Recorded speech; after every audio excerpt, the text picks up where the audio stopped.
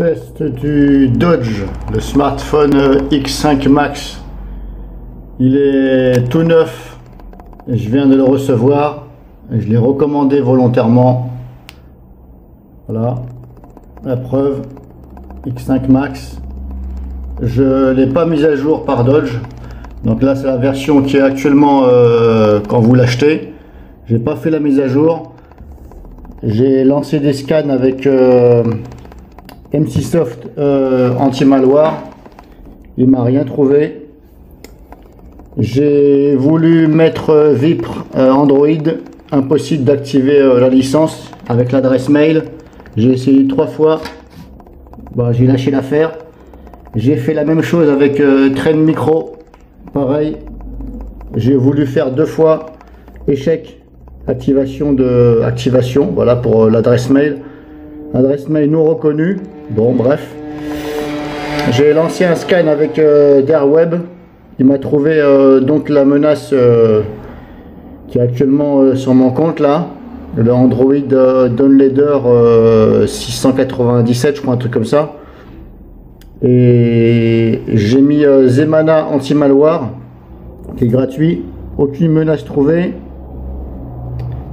Qu'est-ce que j'ai mis d'autre encore? Bah c'est tout. Et là je viens de mettre i7 Android antivirus. Donc là j'ai lancé un scan, il m'a trouvé quelque chose.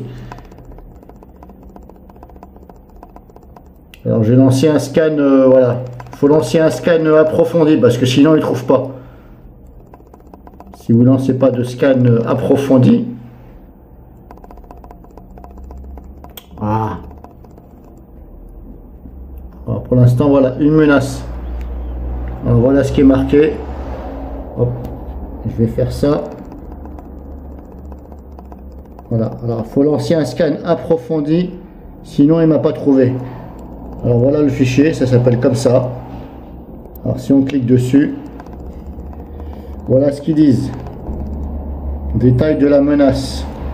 Fichier com.android.snap. Bon, je ne pourrais pas vous dire ce que c'est, il faudra que je regarde sur internet. Menace paquet Tensan Protect B variante. Bon.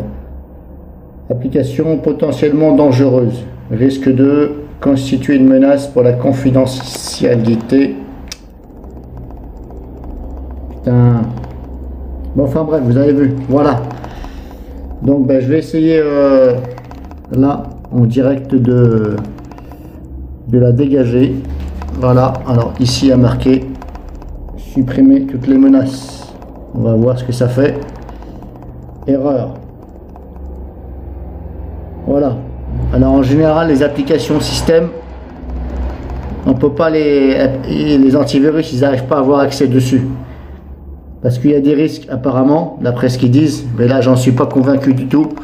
Ils disent qu'il y a des risques que ça modifie les fichiers système de votre téléphone et que le téléphone il risque de ne plus redémarrer ou il marche moins bien.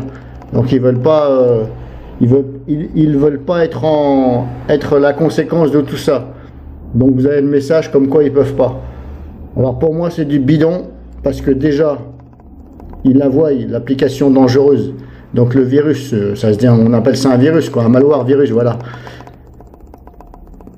Donc comme l'antivirus la voit, pour moi je suis désolé, ce sont des professionnels de l'informatique, ce sont des créateurs de logiciels, ce sont des programmateurs surtout, ils peuvent, pour moi personnellement, hein, comme je vous dis, ils peuvent la bloquer ou faire en sorte que le fichier ne puisse pas s'exécuter.